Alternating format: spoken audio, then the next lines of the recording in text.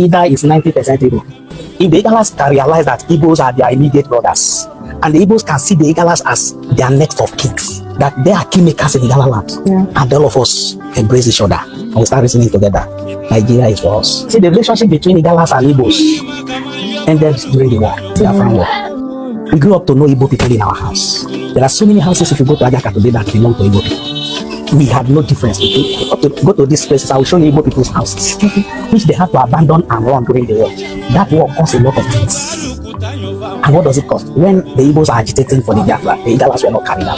It's from Ogulugu that Papa will go and perform the last ritual before coming to Ida. In our house at Sabongere, there is no year you don't see Igbo tenants staying in our house. As of the town called Imere, they are Igbo people. Go to Kenya, Polytechnic Secondary School, those people there, they are Igbos. That town there, the whole of those areas, they are Igbo people. Kenya. It's supposed to be okay in Kenya, and they made it to Kenya. Their burial is Igbo burial. They call themselves Igbo people. But they are as old as Igala. After here, up here, that is Igbo land.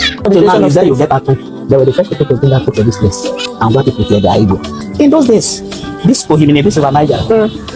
It was the children born to attach children by Igbos and control it.